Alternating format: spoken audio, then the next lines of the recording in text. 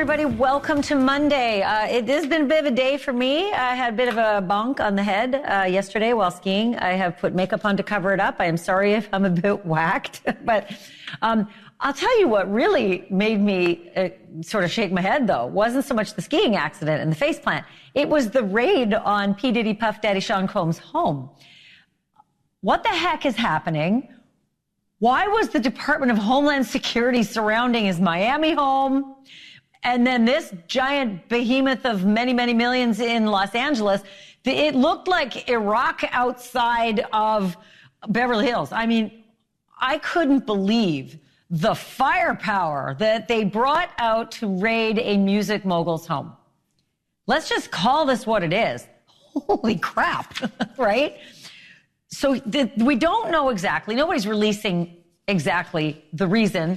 There are some reports, the Associated Press saying sex trafficking investigation. I got a huge question tonight, though. With all the people, including his kids, that you put in cuffs at this place and then the big raid in the Miami home as well, where's Puff Daddy? Where's P. Diddy? Where is Sean Combs? Because I'm sure that that's the name that's actually on the legal documentation for this kind of firepower. The SWAT presence has me baffled. Unless they thought there was something, or unless they knew there was something inside these homes that they were going to encounter that could cause a great deal of problem and a great deal of safety for these officers. And same deal in Miami. Where is Puff Daddy tonight? Where is Sean P. Diddy Combs tonight?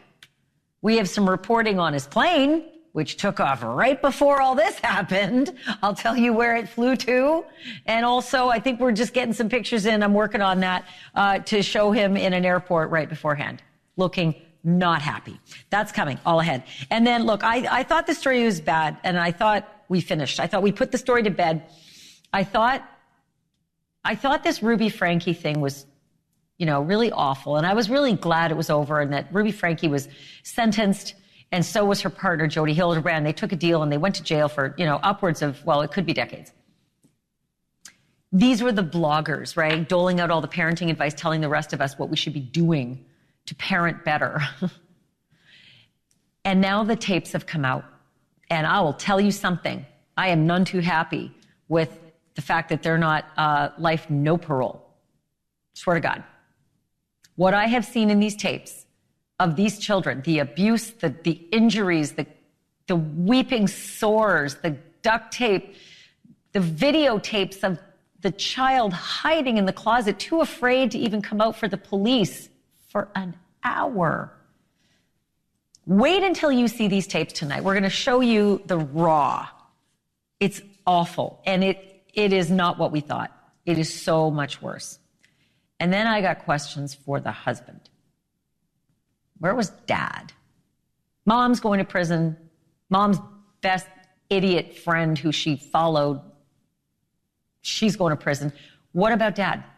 Because it ain't like Dad was told he wasn't allowed to see those kids. It wasn't a custodial agreement where he had no custody, no rights. There was none of that. Where the hell was Dad? Wait till you see the interrogation. And I'm going to play a little drinking game tonight because I needed a shot once I saw this. You're going to count how many times he actually asks about his kids. How many times he asks if they're okay. That's all coming. First, let's jump right into our breaking news tonight. Hip-hop mogul Sean Combs, a.k.a. P. Diddy, Puff Daddy. He tends to keep his lawyers busy at the best of times. He's a billionaire, music mogul. But tonight, his legal problems are next level. And he himself, nowhere in sight. But we do know this. His Love Air LLC private jet fled the U.S. today. It took off from Van Nuys Airport in Los Angeles, and it's been tracked to Antigua in the Caribbean. TMZ claims to have viewed that flight activity. I don't know at this point if Puff P. Diddy Combs was on board the jet when it took off or when it landed. But it did take off right before these images came in. Right before federal agents swarmed at least 2 of his homes today in Los Angeles and in Miami. And for all we know, the agents could still be there searching because there's a lot of square footage to look at in these homes. And I don't even know if there's like Michael Jackson, secret rooms. But there were several people seen in handcuffs outside of Sean Combs' home in Los Angeles. Look at this. And if you look really closely, these are his kids. Two of them appear to be his own sons. Their names are King. The one on the left is King. And the guy on the right is Justin Combs. They're adults. Associated Press is reporting this is all part of a sex trafficking investigation. And if you're P. Diddy, Sean Puff Daddy Combs seeing these pictures tonight, I am sure you're not very happy about it. Those are your kids. And I don't know who this guy is, being pulled out backwards. That is threatening and uncomfortable, and they mean business. And I'll tell you what, while it has not been confirmed, we do know that the raids were carried out by the Department of Homeland Security, DHS. Right? It's weird. And we know that the raids follow several recent lawsuits that accuse Sean Combs of sexual assault and abuse, but really ugly stuff. Accuse. One of those lawsuits was filed by a former girlfriend and actually his music protege. And then it was just like whiplash. When it came out, we thought, whoa, we didn't have time to cover it. It was settled the next day. It was settled the next day. I got to, at this point, turn to Jim Murray because he knows way more about this stuff than I do. He's the chief correspondent for Inside Edition. And even more importantly, he's a lawyer, so he really gets it. Oh, okay, Jim, this all came at me very, very quickly. I saw the civil lawsuits. I thought things could be ugly. I never in a million years expected to see that mansion with that level of raid activity. What do you know? Well, it's what we really don't know at this point. All we really know are these images. And first, let me just backtrack for a second. You got bonked on the head. I do like what it's done. It's kind of freed you up a little bit, but in all seriousness, I'm hoping you're okay. But there is I appreciate it. I'm a little woozy, but I'm okay. But that's why I needed you tonight. I like that. You are feisty, and I really appreciate that. But those lawsuits that you're talking about, those are civil. Okay, they're all very serious, and they have some very serious and ugly allegations of sexual assault, even including sex trafficking. But clearly, what you're looking at, these images, this is not civil. This is criminal, and these are not guys in suits coming to a house to get documents, right? They are heavily armed, and they are armored up, and they are anticipating potential trouble. We don't know much beyond that, and I don't really want to infer a lot other than the fact that these guys were prepared. It was well orchestrated. It was on both coasts. As you said, Sean Combs' private jet left Van Nuys Airport sometime around 9 this morning. This is just hours before this raid. Don't know if he's on it yet. I think a lot of people are frankly stunned at the signs of wealth too that we see. I mean, that is some estate, cool jet, big money, and and a lot of firepower. That's the other thing that I'm really having a hard time grappling with. It doesn't look like they were just going in to get hard drives, right? Well, that's what I wondered. I mean, for starters, I have two schools of thought on the jet up and taking off, right before this happens. One is that he got wind and left, or two, they saw he was leaving and thought, now's our shot to go in and grab any hard drive, any kind of electronics that can't be destroyed or hidden or, absconded with. But you're right about the firepower. I do know there are lots of reports that he has a lot of guns, but there are plenty of people in America with a lot of guns, and I don't think you'd see that kind of a SWAT response. Well, and also, if this is so well orchestrated, you would think that authorities would know whether or not he was there. So the question is, did they want to go when he wasn't there, or did they miss him somehow? I don't want to suggest that he's on that jet because he fled. We don't know. We don't know if it was a previously scheduled trip. We don't know if, as you say, they wanted to wait till he was out of the country or leaving the country. But clearly authorities this wasn't planned yesterday. No, especially because it's bi-coastal, right? This is in LA. The other raid at the exact same time is going on in Miami. We know that this is all stemming out of the Southern District of New York. So there's 3 jurisdictions at play here, and it all happened with precision. And I should add this as well. He is a $65 million yacht. So I don't know if that plays into why you're in Antigua and whether it was a pre-planned vacation. I don't know, but I think we're going to find out a lot more, which is why I have you on speed dial, Jim Murray. Thank you for this. Appreciate it. Sure. Take care of yourself, okay?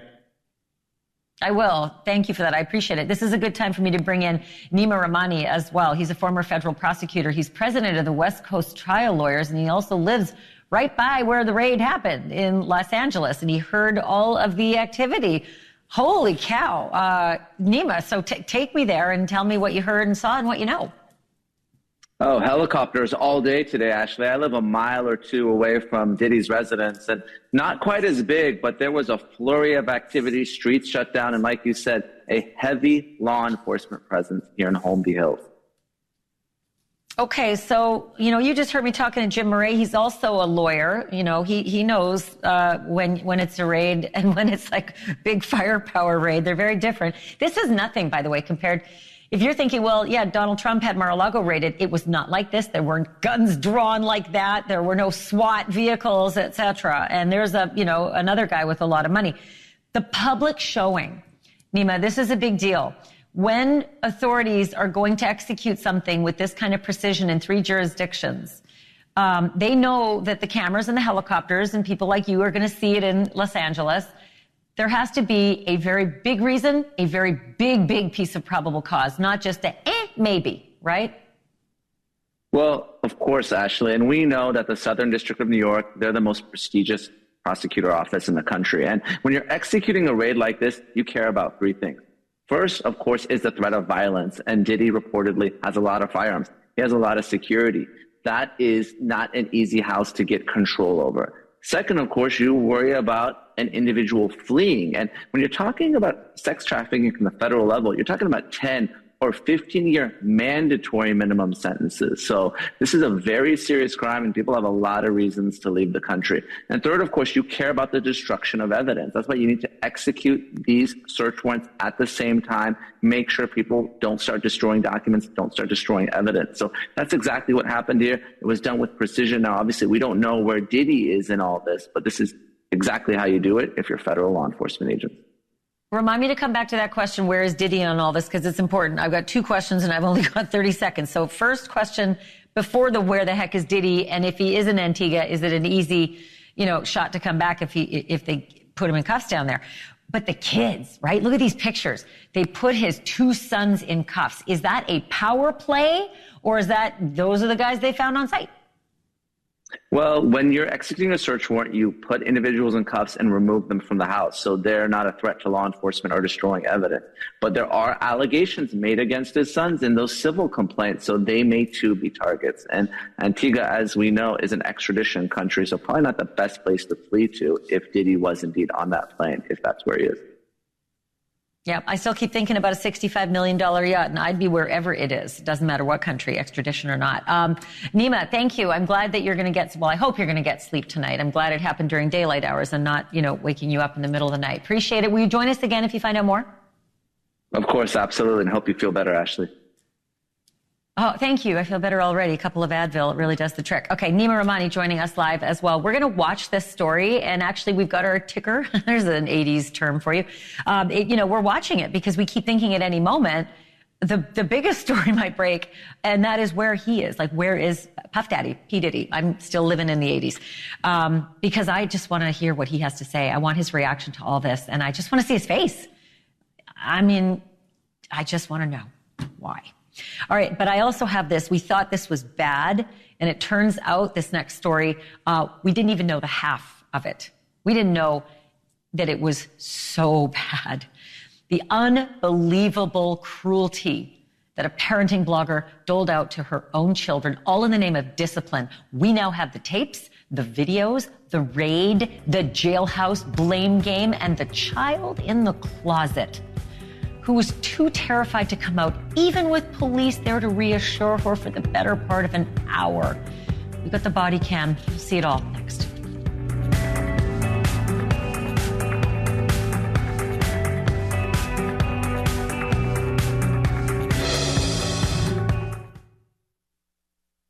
It is called Hellhole Canyon, a patch of desert in southwest Utah, where the homes are big and the views are grand, and the name is really mostly ironic. Except in the case of one of those homes, which for months on end was worse than hell, because the people trapped in there were innocent and completely helpless. The home belonged to a now imprisoned family therapist named Jody Hildebrandt. As the whole world probably by now knows, police were called to that home last August after a little boy escaped from a window and ran to the neighbor's house for help. This is the Ring doorbell cam. Caught the whole thing. He was emaciated with deep wounds on his wrists and his ankles, which were infected, smeared with honey and cayenne pepper, and wrapped in plastic and duct tape. Child's mom, former YouTube parenting influencer, who teamed up with that Jody Hildebrandt on a website called Moms for Truth. Look at them, smiling. That's Ruby Franke chatting away on the couch there. And if you think you've heard all there was to hear about the case when the two women were arrested, charged, and sentenced up to 30 years in prison, I am here to tell you tonight you have not even heard the half of it. Because just days ago, authorities released a mountain of gut-wrenching evidence that no one outside the case had ever seen. It included rescue videos, arrest videos, interrogation videos, even Ruby Franke's own journal, where she documents forcing her two youngest to jump on a mini trampoline for hours in the blazing sun. Punishment. And it was supposedly because they were evil. Franke also documents the message her son once left her in Pebbles while being forced to sleep outside. The message read, "Jail, I will call when I get there." He preferred to be punished by police than his own mother and her demented mentor. After his daring escape to a neighboring house, police found the boy's 9-year-old little sister hiding